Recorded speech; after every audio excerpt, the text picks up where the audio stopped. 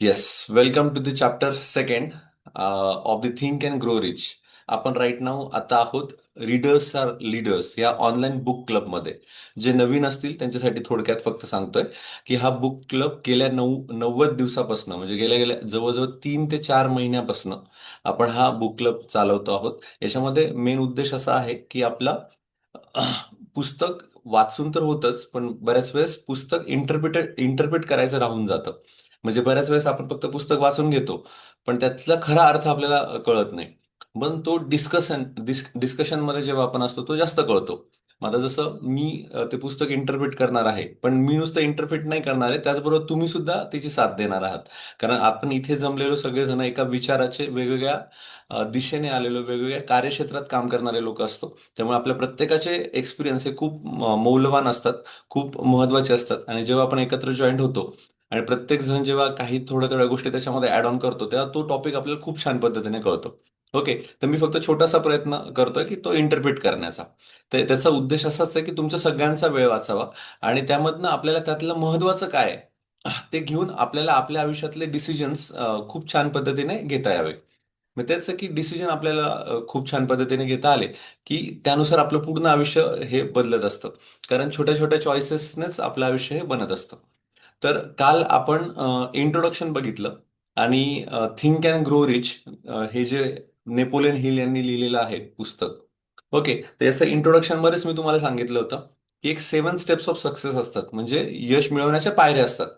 त्या इंट्रोडक्शन चॅप्टरमध्ये त्यांनी एकूण ज्या 4 स्टोरी सांगितल्या, त्याच्यामध्ये एक आपल्याला त्याच सगळ्या एकंदरीत पायऱ्या त्यांनी सांगितल्या की डिझायर महत्वाची आहे, कन्सिस्टन्सी महत्वाची आहे, परसिस्टन्स महत्वाचं आहे.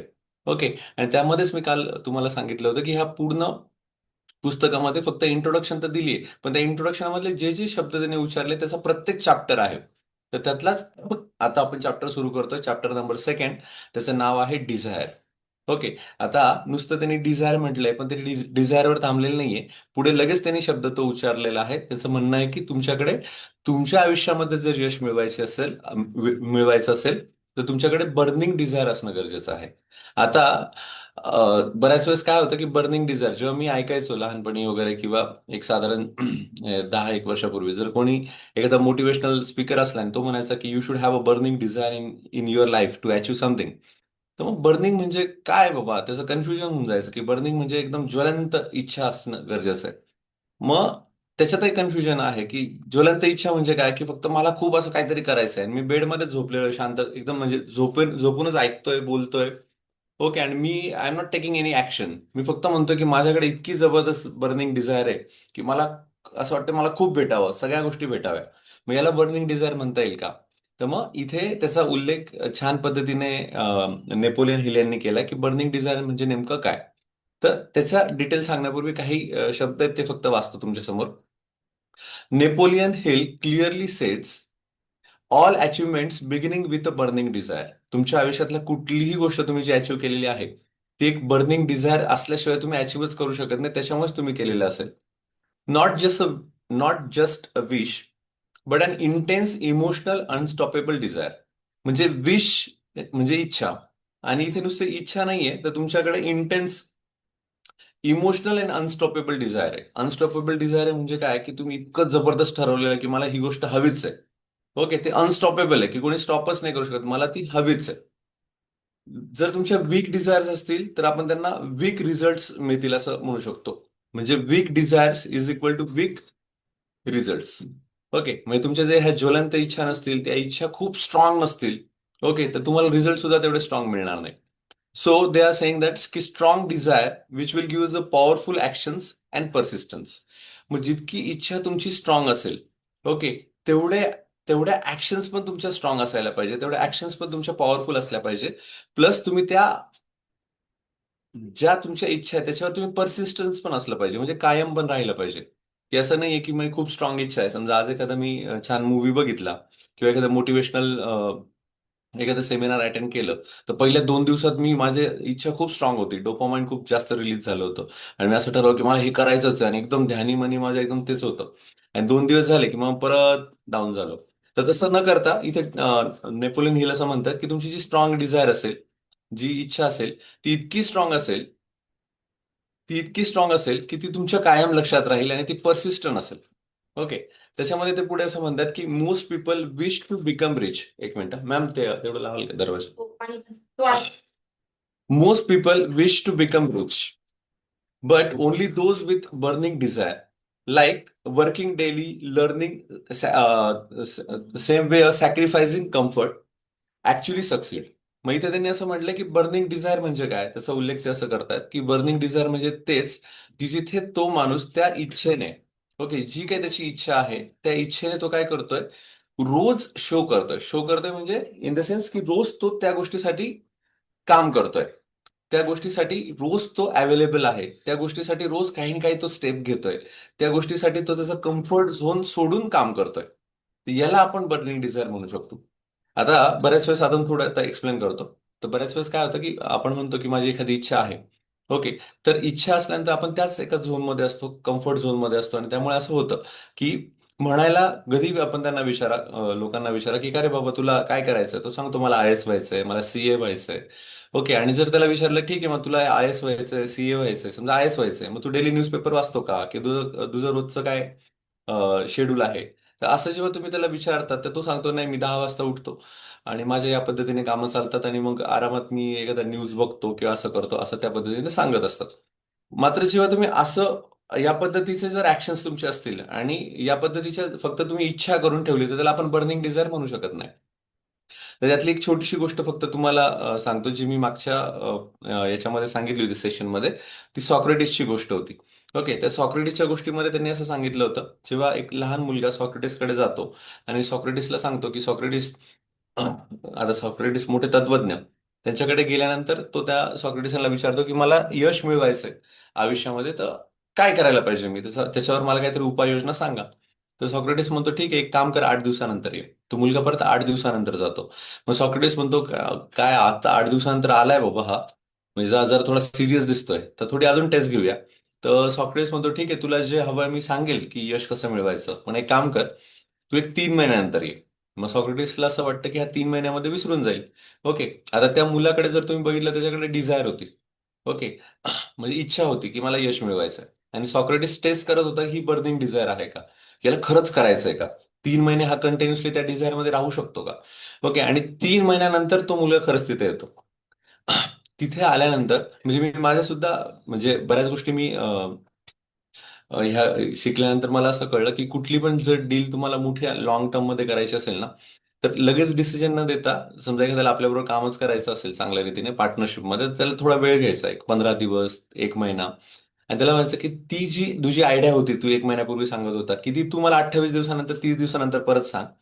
मग असं होतं की तो 30 दिवसानंतर येतच नाही. जर तो 30 दिवसानंतर आला तर मग तुम्ही तुमचा टाइम इन्व्हेस्ट करायचा आणि मग थोडंसं त्याच्याशी बोलून ती आयडिया समजून घ्यायची. तर इथे पण हा थोडा सायकोलॉजिकल पार्ट आहे, तो तो तुम्ही जसा विचार करू शकता. तर सॉक्रेटिसने त्याला 3 महिन्यानंतर बोलवलं, तो 3 महिन्यानंतर मुलगा आला. आल्यानंतर सॉक्रेटिसला म्हटलं की सॉक्रेटिस साहेब आता मला सांगा म्हणे यश कसं मिळवायचं. सॉक्रेटिस म्हणे अरे मी थोडा गडबडीत आहे, तुला थांबवावं लागेल. नाही म्हणे मी थांबतो म्हणे, तुम्ही सांगा. मग ठीक आहे म्हणे, मग ते थोडा वेळ होतो, वेळ घेतात ते 1-2 तास. आणि मग सॉक्रेटिस त्याला म्हणतात की चल, मी तुला सांगेल म्हणे कसं यश मिळवायचं, पण तू माझं ऐकशील का, मी जे म्हणेल ते करशील का. तर म्हणे हो, तुम्ही म्हणाल ते मी सगळं करेल. मग असं म्हटल्यानंतर सॉक्रेटिस म्हणतो चल मी तुला एक समुद्रकिनारी घेऊन जातो. मग सॉक्रेटिस त्याला एका समुद्रकिनारी घेऊन जातात. घेऊन गेल्यानंतर तो बिचारा लहान असतो. सॉक्रेटिस म्हणतो चल आता समुद्रामध्ये. तर तो जवळजवळ समुद्रामध्ये येतो, त्याच्या गुडघ्यापर्यंत पाणी येतं. त्याच्यानंतर सॉक्रेटिस म्हणतो अरे अजून चल पुढे, त्याच्या कमरेपर्यंत पाणी येतं. तर मग सॉक्रेटिस म्हणतो अरे अजून चल. तर त्याच्या जवळजवळ खांद्यापर्यंत पाणी येतं. आणि जवळजवळ नाकापर्यंत पाणी आलेलंच असतं. तेवढंच तो सॉक्रेटिसकडे असा बघतो की आता अजून काय पुढे जायचंय, सगळीकडे तर पाणी आलेलंच आहे, आता इथपर्यंत पुढे आलोय, आता काय आपल्याला मंत्र याच्यात ते सांगणार आहे. तेवढ्यात सॉक्रेटिस काय करतो, त्याचा हात उंच घेतो आणि त्याच्या डोक्यावर ठेवतो. आता हा याची हाईट ऑलरेडी जास्त असते. तो बरोबर सॉक्रेटिस त्याच्या डोक्यावर हात ठेवतो आणि त्याला पाण्यामध्ये बुडवतो. पाण्यामध्ये बुडवल्यानंतर तो एकदम काळा निळा होऊन जातो. म्हणजे 1 मिनिटं होतात, 2 मिनिटं होतात, 7 मिनिटं होतात. 7 मिनिटापर्यंत तो त्याला खाली बुडवतो, थोडा वर घेतो, खाली बुडवतो, वर घेतो. असं करत करत एकदम तो आता मरणार. त्या अवस्थेमध्ये तो काय करतो, सॉक्रेटिस त्याला तिथे सोडून देतो. सोडून दिल्यानंतर हा धापा टाकत रिटर्न येतो. म्हणजे सॉक्रेटिस पुढे आलेलाच असतो आणि धापा टाकत एकदम पुढे येतो आणि सॉक्रेटिसला म्हणतो की म्हणजे जर तुम्हाला सांगायचं नव्हतं यश कसं मिळवायचं, माझा जीव तरी घ्यायचा नव्हता असं म्हणतच असतो. तेवढ्याच सॉक्रेटिस त्याला थांबवतो आणि सॉक्रेटिस त्याला म्हणतो की म्हणे मला बाकी काही प्रश्न विचारू नको म्हणे, पहिले मला एका प्रश्नाचं उत्तर दे. जेव्हा मी तुला पाण्याखाली बुडवत होतो तेव्हा तुला काय आठवत होतं? तर तर तो मुलगा एकदम थांबतो. तो म्हणे अहो मला काहीच आठवत नव्हतं म्हणे, मला फक्त श्वास हवा होता. म्हणे मला काहीच आठवत नव्हतं, मला फक्त श्वास हवा होता. तेव्हा सॉक्रेटिस त्याला म्हणतो बस, तुझ्या प्रश्नाचं उत्तर तुला मिळालेलं आहे म्हणे. जेव्हा तुला तुझ्या यशाची श्वासा इतकी गरज पडेल तेव्हाच तू यश मिळू शकतो. काय म्हणला तो? जेव्हा तुला तुझ्या यशाची श्वासा इतकी गरज पडेल तेव्हाच तुला तुला तू यशस्वी होऊ शकतो. याचा अर्थ असा की मला ध्यानी मनी स्वप्नी मला माझं यश आठवलं पाहिजे, की माझी इच्छा मला आठवली पाहिजे, की मला हे व्हायचंय, मला आय एस व्हायचंय, मला सीए व्हायचंय, किंवा मला उद्योजक व्हायचंय, मला बिलेनियर व्हायचंय. ही सारखी इच्छा जेव्हा आपल्याला ध्यानी मनी आठवेल त्यानंतर आपण यश मिळू शकतो. याला त्यांनी म्हटलंय बर्निंग डिझायर. मग आता ध्यानी मनी आठवायची म्हणजे मग असं आहे का फक्त नाम जप करत राहायचं? मग इथे ही क्लॅरिटी यावी यासाठी नेपोलियन हिल सांगतायत की ध्यानी मनी स्वप्नी म्हणजे काय, की माझी प्रत्येक ऍक्शन ही माझी इच्छा पूर्ण करण्यासाठी असली पाहिजे. ओके, म्हणजे मी आज ऑफिसला पण जातोय ना, मला माहिती आहे I want to become a billionaire, I want to become a millionaire, किंवा मला एखादा मोठा उद्योग तयार करायचा, त्यासाठी मी ऑफिसला जातोय. मग त्यासाठीची ऍक्शन मी करत करत बाहेर पडलं पाहिजे. नाही तर मग आपण म्हणून माळ घेतली आणि मी फक्त माझी डिझायर आठवतोय, अजिबात नाही. त्याचंही पुढे सॉरी त्याचंही पुढे नेपोलियन हिलने सांगितलं की कशा पद्धतीने तुम्ही ते ट्रॅक ठेवायचं. तर मग ही बर्निंग डिझायर तुमच्याकडे खरंच आहे का, तुमची खरंच इच्छा आहे का एखादी गोष्ट करण्याची, तर तुम्ही या पद्धतीने ताडून ठेवायची. बरेच विद्यार्थी म्हणतात की आमचं अभ्यासात मन लागत नाही, किंवा बरेच विद्यार्थी म्हणतात की अभ्यासाला बसलं की कंटाळा येतो. मग त्यांनी पण हा विचार करावा, ही जी सॉक्रेटिसची गोष्ट आहे, की खरंच मी माझ्या ध्येयासाठी अभ्यास करतोय का? कारण जर माझ्या ध्यानी मनी स्वप्नी एवढं माझं जर इच्छा असेल आणि पुढे जर टीव्ही लावलेला असेल तर माझं टीव्हीला इच्छाच जाणार नाही ना. कारण माझ्या मनामध्ये काय की मला एखादी गोष्ट अचीव्ह करायची आणि टीव्ही चालू आहे तर मला लक्षच जायला नाही पाहिजे. मग एवढी स्ट्रॉंग डिझायर आपली आहे का, तर याचा आपण विचार करायला पाहिजे. तर आता बऱ्याच जणांचे प्रश्न असतील सर, मग अशी आमच्या तर इच्छा आहे पण मग ती एवढी स्ट्रॉंग कशी करायची? तर त्याचंही उत्तर नेपोलियन हिल आता पुढे पुढे देणार आहेत. तर आता ते म्हणतात की desire must be specific not vague. मग आता बऱ्यापैकी आपले जे डिझायर्स असतात त्या वेग असतात. वेग म्हणजे काय? मला मोठं व्हायचं. अरे मोठं व्हायचं म्हणजे उंचीने मोठं व्हायचं, का पैशाने मोठं व्हायचं? बरं कशाने मोठं व्हायचं? फक्त मोठं व्हायचं. बरं मग किती मोठं व्हायचं? म्हणजे अंबानींपेक्षा मोठं व्हायचंय, का तुमच्या गल्लीतला एखादा माणूस आहे त्याच्यापेक्षा मोठं व्हायचंय? ओके, का तुम्हाला गाडी बंगला घेतला म्हणजे तुम्ही मोठे झाला? म्हणजे किती मोठं व्हायचंय याचं पण आपण एक ताळमेळ काही ठेवलेला नसतो. याचं पण आपण काय केलेलं नसतं, एखादं लिमिट ठेवलेलं नसतं. ओके, किंवा एखादी गोष्ट आपण नीट ठरवलेली नसते. तर त्यांनी असं सांगितलं की डिझायर मस्ट बी स्पेसिफिक. तर ती स्पेसिफिक तुमची डिझायर असली पाहिजे. You cannot say I want to be rich. Okay, you must define how much money I want. Okay, मला रिच व्हायचंय पण मग रिच साठी मग किती मला पैसे मिळवायचे ते मी एकदा क्लिअर कट केलं पाहिजे. त्याबरोबर बाय व्हेन, म्हणजे मी केव्हा मला असं वाटतं की मी श्रीमंत व्हावं, उद्याच वाटतंय का? ओके, मग त्यासाठी पण तो आला, अनालिसिस आला. म्हणजे आंधळं होऊन नाही आपण काही मागणार आहोत. ओके, तर आपणही त्याचा सारासार विचार केला पाहिजे. जसं आपण स्मार्ट गोल याची डेफिनेशन बऱ्याच जणांना माहिती असेल. स्मार्ट म्हणजे स्पेसिफिक. ओके, त्याचा टाइम लिमिट असतो, त्या पद्धतीने आपलं गोल असलं पाहिजे. तसं इथे पण तुमची जी डिझायर आहे, ओके, जी बर्निंग डिझायर आहे, ती किती पैसे मिळवण्यासाठी आहे? ओके, तो आकडा तुमच्या समोर क्लिअर पाहिजे. त्याचबरोबर तुम्हाला ते पैसा किती दिवसात मिळवायचा आहे? ओके, त्याचं टार्गेट तुम्ही, ते टाइम लिमिट स्वतःला दिलं पाहिजे.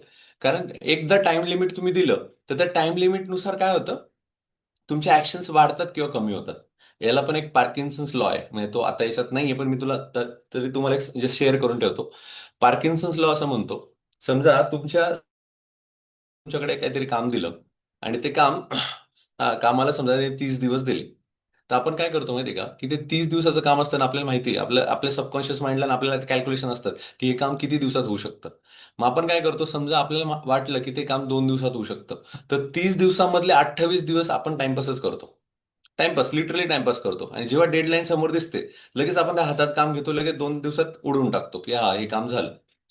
तर ह्या पार्किन्सन्स लॉ मध्ये त्यांनी असं सांगितलंय, पार्किन्सन्स लॉ असं सांगतो की work expand as per the time.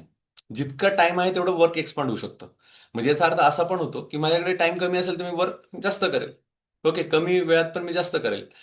मग द थिंग इज दॅट की इथे तुम्ही टाइम लिमिट द्यायला पाहिजे स्वतःला, की मला हे एवढा पैसा कमवायचा आहे आणि तो किती वेळात कमवायचा आहे, किती वर्षात कमवायचा आहे. आणि हे जर तुमचं स्पेसिफिक असेल तर तुमचं कॅल्क्युलेशन चालू असतं. इवन असंही असतं की अरे डेली समजा मला आता 10 लाख रुपये कमवायचे, म्हणजे याचा अर्थ मला डेली असं काहीतरी काम करावं लागेल की एवढा एवढं तरी साधारण 5,000 रुपये 10,000 रुपये तरी मी डेली कमवता आले पाहिजे. इन दॅट वे असं तुम्ही ऑटोमॅटिक विचार करता आणि त्यानुसार Wien you think in that way तुम्हाला वेगवेगळे उपाय सुचतात. इवन काही व्हिडिओज पण मी असे बघितले किंवा काही याच्यात त्यांनी सांगितलं की तुम्ही तुम्ही आताच ठरवताय की तुम्हाला समजा 10 लाख रुपये महिना कमवायचा आहे, किंवा असं धरूया की आपण एक साधारण 1 CR तुम्हाला वर्षाला कमवायचे आहे. ओके, तर त्यांनी असं सांगितलं की लिटरली तुम्ही वही घ्या, पेन घ्या आणि आता तुम्ही काय करू शकता की ज्याने तुम्हाला ते सोर्सेस मिळणार आहेत, की तुम्ही काय करू शकता की ज्याने तुम्हाला पैसा मिळणार आहे, ते लिहून काढा. असे 20 रूल्स लिहून काढा, म्हणजे 20 उपाय लिहून काढा किंवा 20 काय पाथ लिहून काढा ज्यातनं तुम्हाला पैसे मिळू शकतात. ओके, अशी 20 पात लिहून काढा आणि त्यानंतर त्याचा विचार करा की खरंच हे वर्केबल आहे का, याच्यात मी करू शकतो का. आणि त्या 20 मध्ये शेवटी जे काही तुम्ही 2-3 लिहिणार आहात ते खरं ऍक्च्युअल असेल की ज्याच्यामध्ये तुम्ही खरं काम करून ते अचीव करू शकता. म्हणजे इथे सांगितलंय त्यांनी की जेव्हा तुम्ही टाइम लिमिट देण्याचा प्रयत्न करता किंवा किंवा जेव्हा तुम्ही ठरवतात की मला पैसा कमवायचा आहे, ओके, तेव्हा तुम्ही विचार करायला लागतात किती कमवायचा आहे, किती वेळात कमवायचा आहे आणि how will you earn it. आणि पुढची तिसरी स्टेप त्यांनी सांगितली, किंवा ठीक आहे तुम्ही कमवणार आहात, मग कसा कमवायचा. जसं मी उत्तर आत्ताच दिलं की 20 पॉइंट्स लिहून काढायचे की तुम्ही या 20 रूटने पैसा कमवू शकतात. मग ते पण तुम्हाला त्याचाही विचार करायला लागतो. म्हणजे बर्निंग डिझायर पासून सुरुवात झाली तर बर्निंग डिझायर मध्ये पण नुसतं बर्निंग डिझायर चालत नाही, तर त्यांनी सांगितलंय की you need to think in a definite way. तर त्या वे मध्ये you should know how much money I want, by when, and how will you earn it. मग हे फक्त पैशासाठी नाहीये, तुम्ही असंही म्हणू शकतात की I want to make a 6 pack. Okay, मग 6 पॅक तुम्हाला मिळवायचे आहे, तुम्ही आता कुठल्या पोझिशनला आहे, किती वर्षात मिळवायचे, किती महिन्यात मिळवायचे, तुम्ही ते ट्राय करा. त्याच्यानंतर तुम्ही कशा पद्धतीने त्यासाठी वेळ देणार आहात, हा सगळा विचार तुम्ही करा आणि मग त्याच्यावर तुम्ही काम करायला सुरुवात करा. त्यांनी एक्झाम्पल दिलंय की नुसतं असं म्हणू नका आय वॉन्ट सक्सेस. ओके, निसर्गाला हे कळत नाही, सबकॉन्शियस माइंडलाही कळत नाही सक्सेसच्या सगळ्यांच्याच व्याख्या वेगवेगळ्या आहेत. जेव्हा करोना काळात बरेच पुस्तकं वाचले तेव्हा मला मी जी सक्सेसची व्याख्या काढली ती फक्त तुम्हाला सांगतो. डिबेट असू शकतं त्या व्याख्याला. पण माझ्या मते सक्सेस म्हणजे असं आहे की success where you get the time freedom and financial freedom. Okay, जर तुम्हाला फायनान्शियल फ्रीडम मिळालं आणि टाइम फ्रीडम मिळालं तर तुम्ही सक्सेसफुल आहात असं मला वाटतं. प्रत्येकाची डेफिनेशन वेगळी असू शकते आणि याच्यात बरंच काही बोलता येऊ शकतं. तर निसर्गाला हे कळत नाही की तुम्हाला सक्सेस हवंय म्हणजे काय हवंय. ओके, तर नुसतं असं म्हणू नका आय वॉन्ट सक्सेस, त्याच्याऐवजी तुम्ही असं म्हणा I will earn 10 lakh per year by December 2026 through my startup. Okay, म्हणजे तुम्ही क्लिअर सांगितलंय की मी आता 10 लाख रुपये कमवणार आहे ह्या डिसेंबर 2026 पर्यंत विथ माय स्टार्टअप. जो काही मी स्टार्टअप केलाय त्याच्यामधनं मला इतके मिळणार आहे. म्हणजे तो फिक्स झालं तुमच्या मनामध्ये की अरे माझी बर्निंग डिझायर पैसे मिळवण्यासाठी आहे, ती पण मला एवढ्या एवढ्या वेळामध्ये मिळवायची आहे. ओके, तर या पद्धतीने आपल्याला वर्क करायचं. रोंडा बर्न असतील, द सिक्रेटचे ऑथर असतील किंवा the power of subconscious mind Joseph Murphy असतील, यांनी हेच सांगितलंय की तुम्ही मागा, निसर्गाला मागा, त्याच्यावर विश्वास ठेवा, ते तुम्हाला नक्की मिळेल. Ask, believe and receive. हा पाठ खूप खोलवर जातो. तोच रेफरन्स इथे त्यांनी सांगितलाय, you need to ask first. पण जेव्हा तुम्ही मागाल तेव्हा you should be conscious, you should be aware and you should be clear what actually you want in your life. Okay, म्हणजे वेग नकोय. ओके, तुम्ही वेग असला तर मग निसर्ग सगळे वेग सिग्नल आपल्याला देईल. तर तसं नाही करायचं, आपण क्लिअर राहायचंय. पुढे ते म्हणतायत द 6 स्टेप फॉर्म्युला त्यांनी सांगितलंय तुमची डिझायर कंप्लीट करण्यासाठी. तर पहिलं सांगितलंय फिक्स द एक्झॅक्ट अमाऊंट, जी आपण पहिली बघितली. Decide what you will give in return. बघा, हा शब्द आपला एक राहिला होता की दुसरी स्टेप त्यांनी सांगितले की ठीक आहे तुम्हाला पैसा मिळवायचा आहे, पण त्यासाठी तुम्ही रिटर्न काय देणार आहात. ओके, कारण जसं सबकॉन्शियस माइंडच्या पुस्तकामध्ये पण जोसेफ मर्फी तेच सांगतायत की एखादी सर्व्हिस जोपर्यंत मी लोकांना देत नाही तोपर्यंत ते इन रिटर्न्स मला काही देणार नाहीयेत. मग तुम्ही कुठली सर्व्हिस देणार की त्या बदल्यात तुम्हाला एवढा पैसा हवाय. ओके, नाही तर तुम्ही म्हणाल नाही मला काही नकोय, मला फक्त पैसा हवाय, असं वन वे होणार नाही. You need to give some service. Okay, काहीतरी तुम्हाला लोकांना द्यावा लागेल. ओके, समाजाला द्यावा लागेल, त्यानंतर ते तुम्हाला रिटर्न म्हणून देणार आहात. तर तुम्ही स्वतःच बघा, आपण डिझायर बघायला लागलो आणि त्यानंतर आपल्याला कळलं मला ही गोष्ट हवी, त्यानंतर बघा म्हणजे विचार केला मला ही गोष्ट हवी, मग ही गोष्ट मला हवी असेल तर मला काहीतरी द्यावं लागेल. मग आपण तो विचार करायला लागलो, अरे मग मी काय देऊ शकतो. म्हणजे इथे आपण थोडं अंतर्मुख झालो, we actually start to ponder on our self, की मी काय देऊ शकतो. ओके, मग आपल्या क्वालिटीज काय. मग आपण तो विचार करू शकतो की अरे मला चांगलं टीचिंग येतंय. अरे फॉर एक्झाम्पल मी कॅल्क्युलेशन खूप चांगलं करू शकतोय. अरे मला अकाउंटिंग फील्डमधलं कळतंय. अरे मला ट्रेनिंग फील्डमधलं चांगलं कळतंय. मग आपण तो विचार करायला लागतो की अरे हा ही गोष्ट मी देऊ शकतो. ओके, जसं गृहिणी असेल तर मी असे बरेच स्टार्टअप बघितले की ते घरीच काहीतरी बनवतात, म्हणजे मांडे बनवतील, किंवा इवन कंदील बनवतील, शंकरपाळे बनवतील, काहीतरी बनवतील आणि ते विकतील आणि भरपूर पैसा कमवतील. असे सुद्धा मी बरेच जण बघितले. कारण त्यांनी ते फिक्स केलं असतं की मला हे हे गोष्टी मिळवायच्या आहेत. मग ते मी काय देऊ शकतो हे ते अवेअर आहेत. तर इथे नेपोलियन हिल तेच म्हणतात की तुम्ही तुमची सर्व्हिस ओळखा, तुम्ही काय देणार आहात त्या बदल्यात तुम्हाला हे हवंय. तिसरं स्टेप म्हटलं की सेट डेफिनाइट डेट. एक डेट लिहून ठेवा की ही ह्या डेटपर्यंत मला हे सगळं करायचंय. पुढे ते म्हणतात create a clear plan and start immediately. तुमचा क्लिअर प्लॅन रेडी ठेवा. ओके, आणि लगेच इमिजिएटली कामाला लागा. आता बघा, इथे क्लिअर प्लॅनचा अर्थ असा असतो की आपल्याला बऱ्याच वेळेस आपण एक्सायटेड होतो आणि ठरवतो की नाही आता मला भरपूर काहीतरी ऍक्शन घ्यायची आणि भरपूर पैसा कमवायचा आहे. आणि मग एकदम पटापट आपण निर्णय घ्यायला लागतो. आणि नंतर कळतं अरे आपण जास्तच उड्या मारल्यात, हे तर आपलं पातच चुकला, की ही मेथड नव्हती करायची. तर त्यासाठी क्लिअर प्लॅन, आणि तो क्लिअर प्लॅन तेव्हाच होतो जेव्हा तुमचं डोकं शांत असतं. की ठीक आहे मला करायचंय, सगळ्या गोष्टी मला अचीव्ह करायच्या, पण त्यासाठी डोकं थंड ठेवून पण प्लॅन करायला पाहिजे. ओके, तो प्लॅन छान करून मग तो एक्झिक्यूट करायला तुम्ही पाहिजे. ओके, नाही तर मग फक्त मी डिझायर, माझी बर्निंग डिझायर आहे मग मी काही काम करेल आणि ते लगेच त्याला ऍड होईल असं नाही. ओके, मग it should have a definite purpose, it should have a definite plan. त्याच्यानंतर त्यांनी म्हटलंय राईट अ क्लिअर स्टेटमेंट, आणि तुमचं जे काय असेल ते स्टेटमेंट तुम्ही क्लिअर लिहिलं पाहिजे. And read it daily twice. म्हणजे त्यांनी 2 वेळेस हे वाचायला लावले. म्हणजे तुम्ही तुमचा टाइम लिहिलाय, तुमचा वेळ, सॉरी टाइम लिहिलाय, डेट लिहिली आहे, तुम्ही काय सर्व्हिस देणार आहे हे सगळं लिहिलं आहे. आणि हे रोज तुम्हाला सकाळ संध्याकाळ वाचायचं आहे.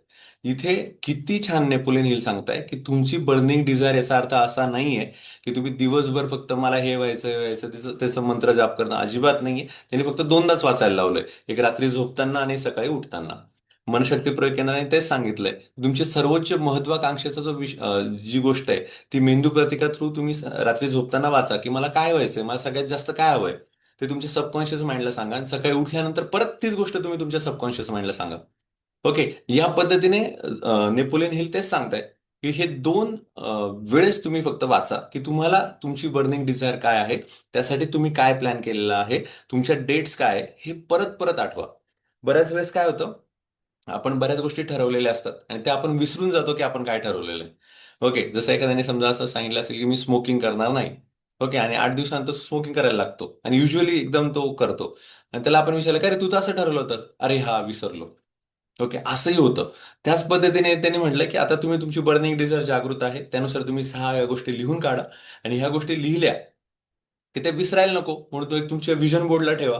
तुमच्या जिथे तुम्ही झोपता त्याच्या उशाच्या जवळ ठेवा, की रोज तुम्ही रात्री झोपताना वाचायची, सकाळी उठल्यानंतर सुद्धा ती डिझायर वाचायची. बऱ्याच वेळेस आपल्या निश्चयाचंच विस्मरण होतं आणि त्यामुळे आपले निर्णय परत चुकायला लागतात. ओके, तर ते करू द्यायचं नाहीये.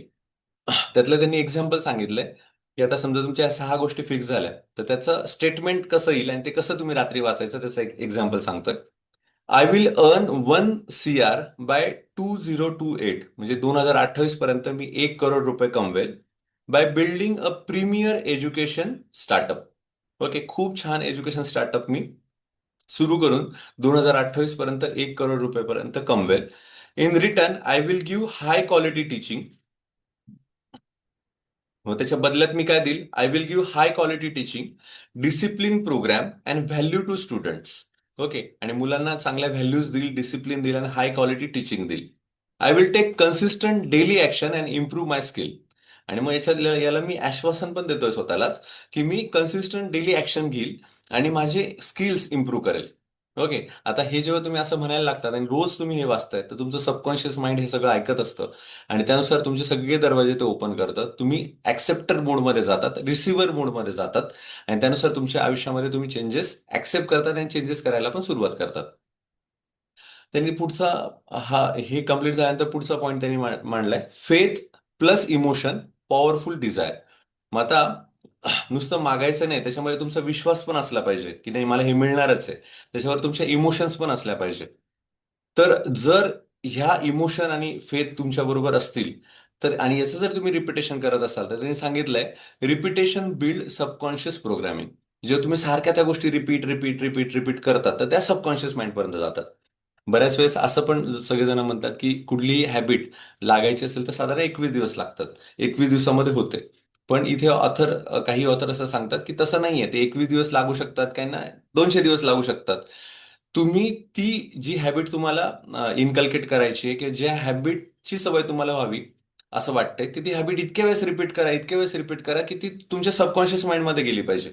तुम्ही जितक्या ती रिपीट कराल, ती तुमच्या सबकॉन्शियस माइंडमध्ये जाईल आणि एकदा सबकॉन्शियस माइंडमध्ये गेली, की ती ऑटो पायलट मोडवर जाईल आणि तेव्हा समजायचं की तुम्हाला ती सवय लागली.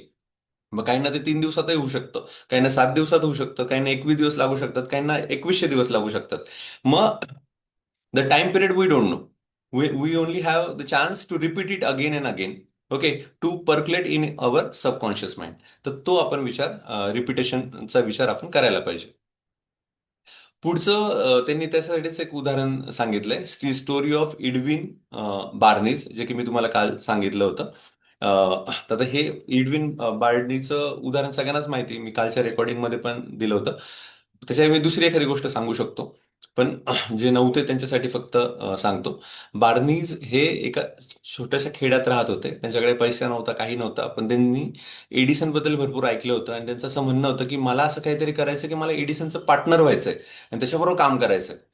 खिशामध्ये ट्रेनसाठी पैसेही नव्हते, तरी या माणसाने घर सोडून दिलं, कम्फर्ट झोन सोडला, ट्रेनमध्ये बसला, ट्रेनमध्ये बसून तो एडिसन पर्यंत आला.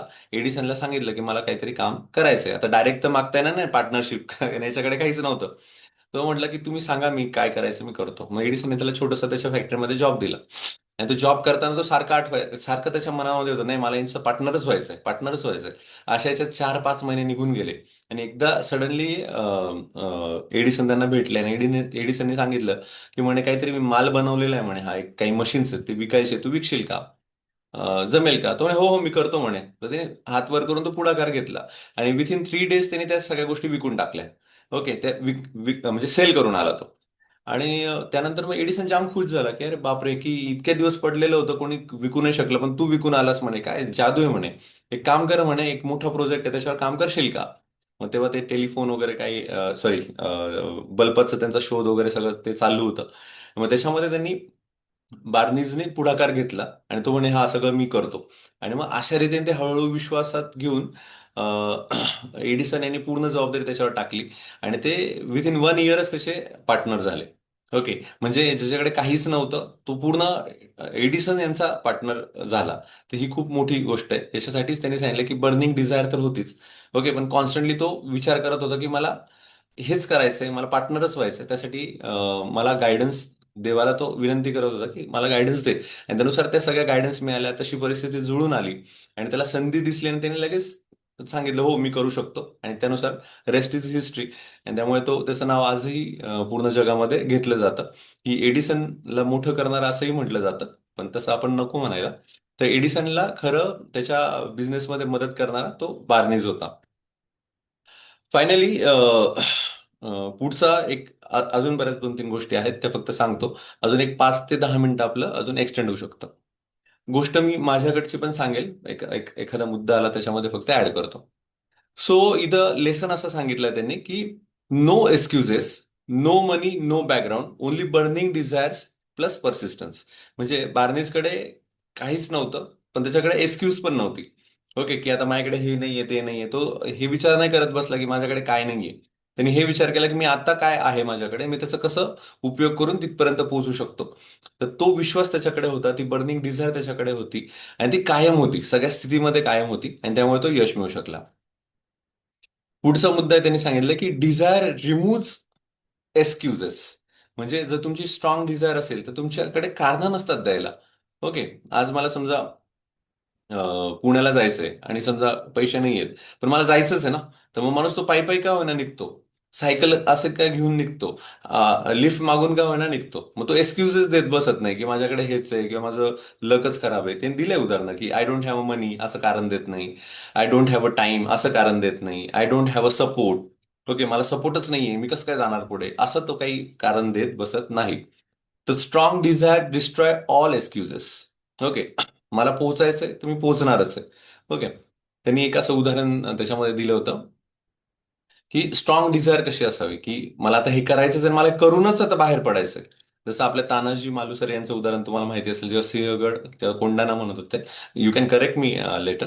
तर तेव्हा त्यांना असं कळलं की आता हे आपण 30 का काहीतरी जण होतो आणि आपल्याला तो कोंडाणा घ्यायचा होता. आणि घेताना त्यांनी अक्षरशः ते दोर कापून टाकले, की का? कारण सैन्यांना असं नको वाटायला की आता समजा हे आपल्यावर पलटले तर आपण परत पळून जायला. मग त्यांनी ते दोरच कापून टाकले होते. त्यामुळे त्यांनी म्हटलं नाही आता जिंकू किंवा मरू, आणि यानुसार त्यांनी तो कोंडाणा सर केला होता. त्याच पद्धतीने अशी एक हिस्ट्रीमधली गोष्ट आहे की त्याच्यामध्ये असं होतं की हे सैन्य जहाजातनं निघतं. ओके. जहाजातनं एका ते ठिकाणी जिथे अटॅक करायचा असतो त्या ठिकाणी जातं.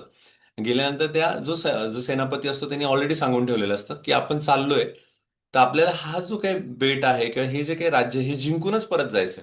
ओके. आणि आपल्याकडे रात्रीचा वेळ आहे. यात असं नाही व्हायला पाहिजे की आपण तिथे गेलो आणि मग परत हारून आलो. ओके. मग जसं हे जहाजातनं खाली उतरले, जहाजातनं उतरल्यानंतर त्यांनी सगळ्यांना उभं केलं लाईनीमध्ये आणि त्याच्या एका सैनिकाला सांगितलं की म्हणे ही जी जहाज आहे ना ही पेटून टाक म्हणे.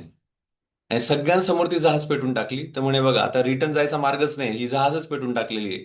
ओके. आता जहाजच नाही जायला आपण, आणि आपण डायरेक्ट शत्रूच्या इलाक्यात आलेलो आहे. म्हणजे आता आपल्याला काय करायचंय, लढायचंय. आणि खरंच ते युद्ध जिंकले. Okay. The thing is that की ही स्ट्रॉंग डिझायर आपली असली पाहिजे. आणि जर स्ट्रॉंग डिझायर असेल तर कुठलेच एक्सक्युजेस राहत नाही. ओके. कुठलेच एक्सक्युजेस राहत नाही. इव्हन आपली बॉडी सुद्धा आपल्याला खूप सपोर्ट करते. ओके. जर तुम्हाला नुसता काटा जरी टोचला बरं का, तरी आपल्याला इतका त्रास होतो. ओके. पण तेच जर आपण ऑन द मिशन असू, गोळी जरी लागली किंवा काही जरी झालं, लागलं तरी आपल्याला काही सुचत नाही. आपण बरोबर आपलं काम करत असतो. ओके. तर हे खूप महत्वाचं गोष्टी आहेत. ही छोट्या गोष्टी आपल्याला बऱ्याच वेळेस आत्ता कसं लगेच टोचतात ना, पण जेव्हा आपण खरंच पेटलेलो असतो, we are like a man on a mission, तर आपल्याला किती जरी मोठे संकट आले तरी आपल्याला काही फरक नाही पडत. आपण तरी पुढे जोरात जात असतो. सो ते असं म्हणतात की student with desire study even in difficult conditions. असे कितीतरी जण आहेत की मी बरेच जण बघितले की जे साध्या कौलाच्या घरात राहतात. खूप घरची सामान्य परिस्थिती असते. ओके. तरी पण ते खूप छान एक्झाम क्रॅक केलेले आहेत. असे कितीतरी एक्झाम्पल्स आहेत. मग ज्याला खरंच करायचं असेल ना त्याच्याकडे एक्सक्युजेस नसतात. ओके. आणि ते राहतच नाही, कारण त्याला करायचं आहे ना, तो कशाला ज्या गोष्टी नाहीये त्याच्याकडे का फोकस करेल. ओके. जसं आजकालचे जे मुलं जे म्हणतात की म्हणजे आजचाच किस्सा आहे. एक पालक आले होते ते म्हणे की एक XYZ उदाहरण आहे म्हणे. त्यांनी एका छान ब्रँडेड ठिकाणी त्यांना टाकलं होतं. आणि त्यांचं असं म्हणणं होतं की त्या मुलाने मस्तपैकी नीट जेई वगैरे काहीतरी क्रॅक करावं. मग त्यासाठी तो मुलगा म्हणायचा की नाही मला जायला यायला लांब पडतं, मला तुम्ही गाडी घेऊन द्या. मग गाडी कोणती, तर बुलेट. ओके. मग त्याला बुलेट घेऊन दिली. त्यानंतर तो म्हणे हा मोबाईल सारखा हँग होतो म्हणे, मला एक चांगला मोबाईल घ्या. मग चांगला म्हणजे काय, तर आयफोन. ओके. 72,000चा मोबाईल त्याला घेतला. आणि नंतर असं कळलं की तो मुलगा जो होता तो पास तर झालाच नाही. पास व्हायला त्यांनी फॉर्म तर भरायला पाहिजे, तरी फॉर्मची डेट पण निघून गेली होती. फॉर्मची डेट म्हणजे फॉर्म सुद्धा भरलेला नव्हता. ओके. आणि अशा याच्यात त्यांना कळलं की हा 12वी पण आता पास होतो का नाही. ओके. म्हणजे त्या लेवलपर्यंत सुद्धा काही मुलं जातात. मग जर तुम्हाला बर्निंग डिझायर असेल की नाही मला हे करायचंच आहे. ओके. तर तुम्हाला ह्या ह्या गोष्टी नगण्य आहे. तुम्हाला मोबाईलची गरज नाहीये. इव्हन गाडीची पण गरज नाहीये. सगळ्या गोष्टी इझिली तुम्ही कमी याच्यात पण रिसोर्सेसमध्ये करू शकता. आणि तुमच्या आयुष्यामध्ये यश खेचून आणू शकता. तर ती बर्निंग डिझायर तुम्हाला पाहिजे. जर बाकीचे तुम्ही एक्सक्युजेस देत असाल तर एकदा आपली बर्निंग डिझायर खरंच आहे का नाही हे आपण एकदा तपासून बघायला पाहिजे. Student without desire will make a excuses. आता पुढचं एक लास्ट 5 मिनिट्स पर्यंत येतोय की एकदा तुमची डिझायर असेल ना, खूप छान इच्छा असेल ना, तर इच्छेला पुढची स्टेप ती महत्वाची, ती म्हणजे बिलीफ. बिलीफ म्हणजे की मी इच्छा केली आहे आणि ती पूर्ण होणार आहे याच्याबद्दल माझा विश्वास आहे. तो बिलीफ तुमच्याकडे असला पाहिजे. जर तुमची इच्छा आहे आणि तुमच्यावरच तुमचा विश्वास नाही की अरे हे होऊ शकतं का. कारण आपलं माइंड आहे ना हे अशा बाबतीत खूप लॉजिकल विचार करतं बरं का, की हे होईल का, ते होईल का. याचं उत्तर रोंडा बर्न आणि डॉक्टर जोसेफ मर्फीने क्लिअर सांगितलंय. तुमचं काम फक्त मागायचंय. तुम्ही मागा. ते कसं होईल हे निसर्गाचं काम आहे. ओके. समजा तुम्ही एखाद्या हॉटेलमध्ये बसला ना, ऑर्डर दिली इडलीची, तुमचं काम ऑर्डर देणं आहे. ती इडली कशी बनते, बनवतायत का, मग जाऊन मदत करायची की याचं काही गरज नाही, ते बनवून आणतील, because you are going to pay for that. तर तसंच आहे, तुम्ही फक्त मागा. ओके. आणि विश्वास ठेवा की ती गोष्ट तुम्हाला मिळणार आहे. तर बिलीफ हा सेकंड पॉईंट आहे. त्याच्यानंतर सांगितलं की ठीक आहे, मला विश्वास आहे, पण पुढची गोष्ट आहे म्हणजे प्लॅन पण करा. मग पुढचा प्लॅन करा की मग आता मला पुढे कसं या पद्धतीने माझी इच्छा पूर्ण करण्यासाठी मला काय करायचंय. जसं तुम्ही इच्छा केली की आय एस व्हायचंय. ओके. आणि तुम्हाला पूर्ण विश्वास आहे तुम्ही आय एस होऊ शकतात. पण नुसता विश्वास ठेवून नाही ना, आता पुढे तुम्हाला प्लॅन करावा लागेल ना, पुढचा 7 वर्षाचा. समजा कोणी 10वीला असेल तर 7 वर्षाचा प्लॅन करावा लागेल, 6 वर्षाचा प्लॅन करावा लागेल. तर तो विचार करावा लागेल तुम्हाला की कशा पद्धतीने मी आता हे पुढचा अभ्यास करणार आहे, कशा पद्धतीने मी ट्रेंड्स घेणार आहे. त्याच्यानंतर तो प्लॅन व्यवस्थित करा. प्लॅन करायला पण मी आवर्जून बऱ्याच वेळेस मुलांना सांगत असतो, तुम्ही 1 महिना घ्या, 2 महिना घ्या. व्यवस्थित प्लॅन करा, सगळ्यांना विचारा. त्या फील्डमध्ये ज्यांनी काम केलं त्यांना जाऊन भेटा, जे अधिकारी आहेत त्यांना जाऊन भेटा. त्यांना विचारा की काय करू काय नाही. एकदा व्यवस्थित प्लॅन समजून घ्या, रेफरन्स बुक समजून घ्या. आणि एकदा प्लॅन तुमचा व्यवस्थित झाला की मग ऍक्शनला मागे लागा. की मग त्याच्यामागे मागे वळूनच बघायचं नाही. तुमचं ऍक्शन, ऍक्शन म्हणजे काय, की तिथे तुम्ही ते अभ्यास असेल तर अभ्यास करायला लागाल, काम असेल तर काम करायला लागाल. जर तुमचा जॉब असा असेल की तुम्हाला मार्केटिंग जॉब असेल तर मग ऍट अ टाइम तुम्ही असं ठरवून घ्या की मी आज 30 लोकांना भेटेल, 20 लोकांना भेटेल, 15 लोकांना भेटेल, असं टार्गेट तुम्ही ठरवून घ्या. आणि पटपट कामाला लागा. पण आधी तो स्ट्रॉंग प्लॅन तुमच्याकडे असला पाहिजे. आणि त्याच्यानंतर ह्या ज्या गोष्टी तुम्ही ठरवल्या आहेत त्या म्हणजे desire, belief, plan and action, ह्या कायम ठेवा. ओके. कायम ठेवा म्हणजे अपडेट कराव्या लागतात, सगळ्या गोष्टी अपडेट असतात. डिझायर अपडेट करा असं म्हणत नाही मी. पण ज्या बाकीच्या गोष्टी ज्या अपडेट कराव्या लागतात त्या करत करत तुम्हाला त्या परसिस्टन्स ठेवायच्या. म्हणजे याच्यामध्ये तुमची जी काही ऍक्शन आहे ती परसिस्टंट ठेवायची, म्हणजे कायम ठेवायची. नाहीतर आज मी 10 तास काम केलं, दुसऱ्या दिवशी 2 दिवस सुट्ट्याच मारल्या, अजिबात चालणार नाही. तुमचा जो काही सिस्टीम असेल त्या सिस्टीमनुसार तुम्हाला काम करत जायचं. याच्यामध्ये तर मनशक्ती प्रयोग केंद्राने अजून 2 स्टेप जास्त सांगितलंय. ते असं सांगतात की तुम्ही काम करताना तुमच्या 3 गोष्टी खूप महत्वाच्या आहेत. ते म्हणजे मन, बुद्धी, शरीर. ओके. मन तुमचं, तुम्ही मन पण तुमचं स्टेबल पाहिजे. बुद्धी, बुद्धी म्हणजे तुम्ही नवीन गोष्टी शिकताय ती पण स्टेबल पाहिजे. आणि शरीर, शरीर पण तुमचं साथ द्यायला पाहिजे. नाही तर मी फक्त कामच करतोय आणि शरीराकडे दुर्लक्ष होतंय आणि मी आजारी पडतोय, असंही करून चालणार नाही. तर मग मनासाठी पण तुम्हाला ध्यान असेल त्याचं काम करायचंय. बुद्धीसाठी चांगलं वाचायचंय. आणि शरीरासाठी रोज 1 तास तरी तुम्हाला स्वतःला द्यायचं आहे. तर मग अशा रीतीने ही परसिस्टंट ऍक्शन तुमची कायम पाहिजे. त्यानंतर तुम्हाला ऑटोमॅटिकली सक्सेस मिळेल. ओके. तर ह्या ज्या स्टेप त्यांनी सांगितल्या आहेत बर्निंग डिझायर नंतरच्या, ह्या पण सगळ्या जणांनी लक्षात ठेवायच्या आहे आणि त्या समजून घ्यायच्या.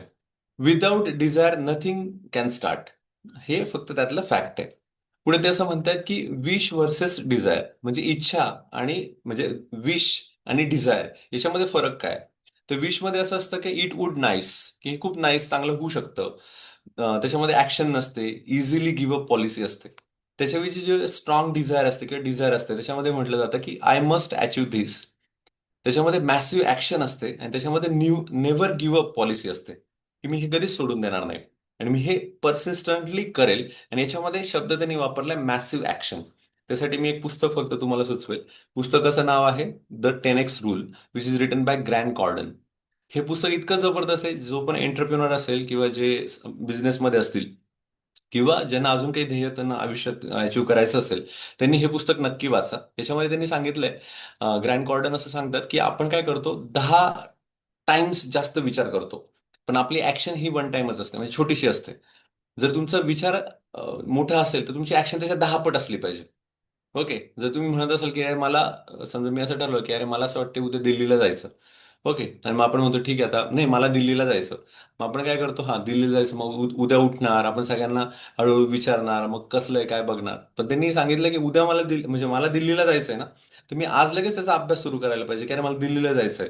मग त्यासाठी किती फेअर लागेल, त्याचे फ्लाईट्स काय आहे, त्याचं कंपॅरिझन काय आहे, मी ट्रेनने जायला पाहिजे का बसने जायला पाहिजे. या सगळ्या गोष्टी आपण पटपट पटपट अभ्यास करून त्या ठरवल्या पाहिजे. तर जी ऍक्शन जी आहे त्याला आपण म्हणतो मॅसिव्ह ऍक्शन. ओके. त्याला आपण 10X ऍक्शन म्हटलंय त्यांनी. 10X ऍक्शन म्हणजे जितका थॉट्स आहे त्याच्यापेक्षा ऍक्शन तुमचे जास्त पाहिजे. ओके. आणि असे बरेच मित्र आणि अशा बरेच लोक माझ्या संपर्कात आहेत की ज्यांना पाहून मी भारावून जातो. आणि त्यांचं वय म्हटलं तर काहींचं वय तर खूप कमी आहे आणि काहींचं वय तर 70च्या वरती आहे.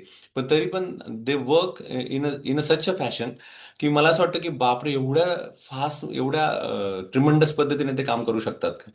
जसं मी ICT ला असताना डॉक्टर माशेलकर यांना हे आमचे चान्सेलर होते. तर त्यांचं वैशिष्ट्य असं आहे की तुम्ही त्याच्या लॅबमध्ये केव्हाही जा, 9 वाजता गेला तरी, किंवा संध्याकाळी तुम्ही 6 वाजता गेलात तरी, तर त्या सेम हॅपीनेसमध्ये ते असतात. सेम म्हणतो ना आपण की सेम एनर्जीमध्ये ते असतात. कुठलाही प्रोजेक्ट तुम्ही 6 वाजता जरी घेऊन गेला, अरे काय करायचं सांग मला, आपण बघूया. ते मॅटर समजून घेतात, बोलतात आणि त्याच्यावर काय ऍक्शन घ्यायची हे लगेच सांगायचं ते तयार असतात. ह्या काही गोष्टी मी त्यांच्याबद्दल ऐकल्यात आणि जे पंडित सर आहे त्यांना मी स्वतः जवळून बघितलंय. तर त्यांचं कामाची जी गती आहे ती त्या वयामध्ये पण जबरदस्त आहे. ओके, तर मग हे डिझायर जी असते, ही बर्निंग डिझायर त्यांच्याकडनं हे सगळं करून घेत असते. आणि जर तुमची बर्निंग डिझायर असेल तर ऑटोमॅटिक त्या मॅसिव्ह ऍक्शन तुमच्याकडनं घडतात आणि त्या इतक्या ऑटोमॅटिक घडतात की असं वाटतं की आपण सुट्टीच्या दिवशी काम करतोय काय, म्हणजे एकदम सुट्टीसारखं काम करतोय काय, हा हे बर्डनच आपल्याला वाटत नाही. म्हणजे जसं मी काल म्हटलं की मंडे पण संडे सारखा वाटतो आणि थर्सडे पण संडे सारखा वाटतो. इतक्या सहज रीतीने ते होत असतं. तर लास्ट याच्याकडे आपण वळतोय की repeated desire enters into a subconscious mind. The सिक्रेटमध्ये हे सांगितलंय आणि the power of subconscious mind, of your subconscious mind याच्यामध्ये सांगितलंय की तुम्ही जितक्या डिझायर्स रिपीट कराल त्या तुमच्या सबकॉन्शियस माइंड पर्यंत जातात. आणि एकदा त्या सबकॉन्शियस माइंड पर्यंत गेल्या की ऑटोमॅटिक त्या पद्धतीचे लोक, त्या पद्धतीच्या इव्हेंट्स, त्या पद्धतीच्या घटना तुमच्या घडायला लागतात. त्या पद्धतीचे विचार तुम्हाला तुमच्या माइंडमध्ये येतात आणि बरोबर तुम्हाला तो मार्ग सापडत जातो. म्हणजे आता फक्त तुमचं काम असं आहे की तुमच्याकडे बर्निंग डिझायर असावी, ती रिपीट रिपीट तुम्ही मनाला सांगायची आणि मनापर्यंत ती पोहोचली की सबकॉन्शियस माइंडचं काम सुरू होतं आणि ते बरोबर विश्वाचं असं जुळवणूक करतं की तुम्हाला जी गोष्ट आयुष्यात हवी ती बरोबर तुमच्यापर्यंत पोहोचते. ओके, किंवा त्या मार्गाला तुम्ही बरोबर लागतात. If you constantly think I will succeed, your mind start finding the automatic ways और वेज ऑटोमॅटिकली. जर तुम्ही असं म्हणतात की आय विल सक्सीड, मी यश मिळवणारच आहे, कसं मला नाही माहिती पण मला मिळवायचंच आहे, मी मिळवणारच आहे. तर सबकॉन्शियस माइंडला हेच कामाला लागतं आणि तुम्हाला डिफरंट डिफरंट वेज मिळतात, सापडतात. Weak desire bring a weak result and just as a small fire makes a small amount of heat. जितकी इच्छा तुमची छोटी, ओके, तेवढं तुमचे आउटपुट पण छोटे. त्याचं कारण त्यांनी सांगितलंय. समजा की तुम्ही फायर लावली, म्हणजे आग लावली, ती छोटी असेल तर त्याच्यामुळे हीट पण छोटीच मिळेल ना. त्याच पद्धतीने तुम्ही मोठी आग लावली, ओके, तर तुम्हाला हीट पण तेवढीच मोठी मिळेल, तेवढीच ट्रिमंडस मिळेल. त्यामुळे तुमच्या इच्छा पण तेवढ्या स्ट्रॉंग, तितक्याच मोठ्या, ओके, त्या हव्यात, त्यानुसार तुम्हाला आउटपुट पण तेवढेच मोठे मिळणार आहे. तर अशा रीतीने हा चॅप्टर पूर्ण झाला आहे. ओके. याच्यामध्ये त्यांनी बर्निंग डिझायर बद्दल बऱ्याच गोष्टी आपल्याला सांगितल्या, त्या आपण आता समजून घेतल्या आहे. तुम्हाला हा चॅप्टर किती कळाला किंवा याच्यामध्ये काय ऍड ऑन करायचंय ते तुम्ही आता करू शकता. येस. तरी टाइम लिमिट असल्यामुळे मी काही थोड्या गोष्टी स्किप केल्या, पण तरी पण माझ्या मते हा मुद्दा डिलिव्हर झाला असेल. येस, कोणाला बोलायचंय, काही कळलंय किंवा फारच डोक्यावरून गेलंय? Yes, anyone? Yes, Priyadarshan madam बोला. येस, बोला मॅडम. हा डॉक्टर राहुल, येस. बेसिकली हे सबकॉन्शियस माइंडला आपण चांगलं आणि हळूहळू मार्ग दिसायला लागला. So yes. तसं जे आहे ते होतं म्हणजे किंवा तसे लोक भेटणं असं पण माझ्या केसमध्ये झालेलं आहे. सो कधी कधी असं होतं की आता जसं मागच्या महिन्यात मी जे बिझनेस गोल सेट केलेलं होतं, तर त्याच्या जस्ट थोडासा एक लेवल बिलो हे झालेला, अचीव झालेला. आणि त्याच्यातनं एक प्रकारे माइंडने एक्सेप्ट केलं. म्हणजे ज्यावेळेस आपण कॉन्स्टंटली रिपीट करतो ते माइंडचं बिलीव्ह करणं पण तेवढंच इम्पॉर्टंट आहे. आणि तेव्हाच आपल्याला पुढे जशा वाटचाली दिसू लागतात त्या. बट ते तर म्हणजे प्रत्येका केसनी डिपेंड करतं आणि जसं की मी आधी सांगितलेलं आहे, म्हणून नेहमी स्टेप बाय स्टेप हे करायचं. म्हणजे समजा आपण मिलेनियर आहे, 1 करोड गोल्ड होतोय वर्षाचा. पहिले ऍटलिस्ट 1 लाख पर्यंत, 50,000, मग 1 लाख पर्यंत ठेवायचं. म्हणजे हळूहळू माइंड बिलीव्ह करेल आणि मग ते goal within a period of time few years achieve होतं. Yes, exactly. इथे त्यांचं असंही म्हणणं आहे की बऱ्याच वेळेस काय होतं की आपण काही गोष्टी खूप मोठ्या मागून घेतो. जसं आज समजा आपलं समजा आपण म्हटलं इन्कम आपलं समजा 1 लाखच्या आत आहे आणि आपण डायरेक्टली देवाला सांगितलं नाही मला आता महिन्याला 10 लाख रुपये मिळू जाईल. तर असं नाही होत ना. मग ते तुमचं मन पण काय होतं की मन रॅशनल थिंकिंग करत असतं, लॉजिकल थिंकिंग करत असतं. मग मनच आपल्यावर शंका घेतं. त्यापेक्षा तुम्ही 1 लाख कमवत असाल तर तुम्ही असं म्हणाल की या महिन्यात मी 1,10,000 कमवेल. ओके, म्हणजे स्टार्ट फ्रॉम स्मॉल. आणि त्यानुसार तुम्हाला जर तुमचा प्रत्यय आला की मग तुम्ही अजून छान पद्धतीने तुमचं मन बिलीव्ह करायला लागतं आणि मग तुम्ही अजून थोडं एक्सटेंड करू शकता. ओके. आणि जर तुम्ही स्वतःवर डायरेक्ट विश्वास ठेवू शकत असाल 10 लाखाचा आणि तो खरंच तो विश्वास बसत असेल तर खरंच तुम्ही मिळू शकता. म्हणजे अशाही घटना रोंडा बर्न यांनी सांगितलेल्या आहेत की जर खरंच तुम्ही असं तुम्ही कन्व्हिन्स केलं स्वतःला की मला मिळतंय तर खरंच ते मिळू पण शकतं. तशा काही गोष्टी पण घडतात, जसं लॉटरी लागणे असेल किंवा मग काहीतरी तुम्हाला एक आयडिया मिळणे आणि ओव्हरनाईट तुम्ही पॉप्युलर होणे असंही होऊ शकतं. छान. छान मॅडम, छान एक्सप्लेन म्हणजे शेअर केलं. अजून थँक्यू. कोणाला काही ऍड करायचं? येस. अजून कोणाला काही ऍड करायचंय?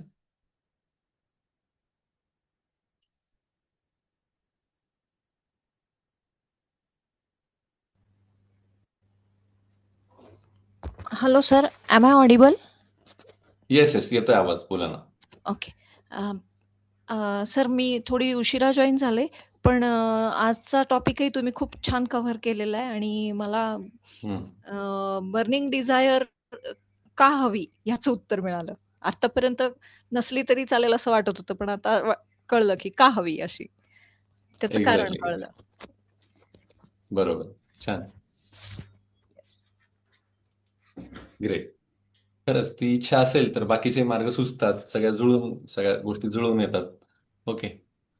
छान. येस. अजून कोणाला काही ऍड ऑन करायचंय? ठीक आहे. ओके. तर आता इथे आपण थांबतो आहोत. सगळ्यांनी खूप छान पद्धतीने सहभाग घेतला. तर इथे आपण परसिस्टंट राहूया, म्हणजे कायम कन्सिस्टंट पण राहूया, की जेणेकरून आपण उद्या पुढचे पण जे जवळजवळ चॅप्टर आहेत ते सगळे उंचीवर नेणारे आहेत. नेपोलियन हिल यांनी सांगितलेले. तर त्यानुसार पुढचा उद्याचा जो चॅप्टर असेल तो उद्या आपण नक्की घेणार आहोत. तर सगळे उद्या 9:30ला आपण भेटूया. तोपर्यंत गुड नाईट, और तोपर्यंत धन्यवाद. येस. धन्यवाद. धन्यवाद. धन्यवाद. थांबतोय आपण. येस. Thank you sir. येस.